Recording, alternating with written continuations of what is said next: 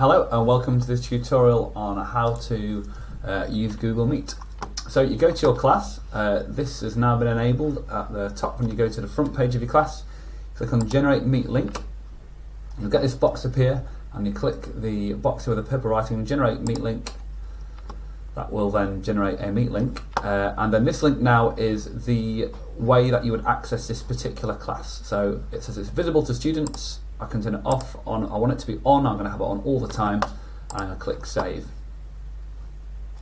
Now that's happened, you will permanently have this in the top corner.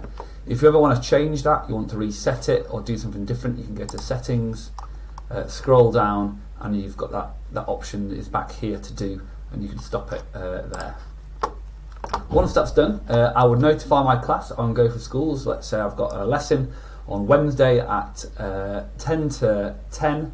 So I'd put that on Go for Schools and make it a separate item because it helps the parents to plan when their children are using the laptops and the equipment in the house. And then I would come here at 10 to 10 and I would click Meet. And then it would tell me this, and it tells me my camera's starting, tell me my camera's failed. That's because I'm using it for this particular cast. Then I'll click Join Now.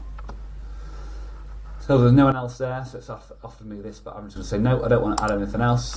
And here it happens. So I've got subtitles on, I'm just going to turn those off.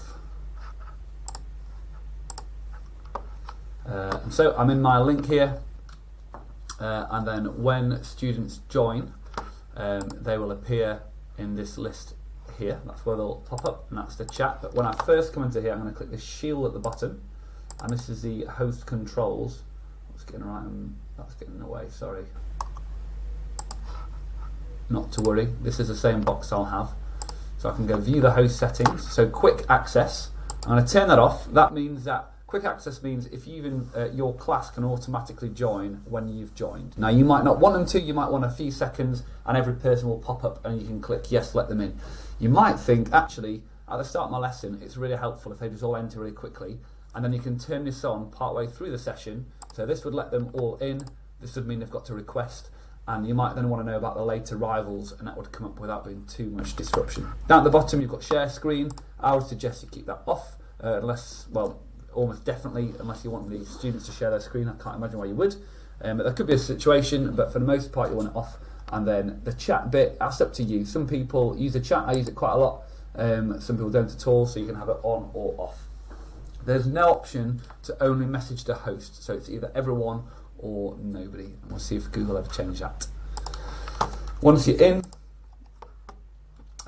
you can record your meeting here, so you can click record, and it starts recording. Then if this actually didn't like that, you can, when it catches up, stop recording. Now I've put in the guidance why you might want to do that. You might want to do it for training, you might want to post your video on your Google Classroom, that's fine. You've got the raise hand function like normal, but it's quite good because you can leave it staying up and then take it down, that's all they've got. Presenting, you've got the whole screen, which will just show everything in your window. A window, so that's like if I've got Microsoft PowerPoint open, I can choose to show that PowerPoint. You'll need that PowerPoint to be not minimized. So you can scroll between tabs, but it's got to be not minimized or else it doesn't show up in tab. If I want to show one of my many tabs I've got here open, I could just choose to show one of them and not all of them in one go. Captions is here, I showed that at the beginning, you can turn them on and off, and that will tell you which person has said what thing. So it's kind of good if you've got someone who's been a bit irritating and talking when they shouldn't be, you can find out who it is because it'll just name the person and what they've said conveniently. The settings doesn't do much, just got host controls and it just tells you a bit about what they do.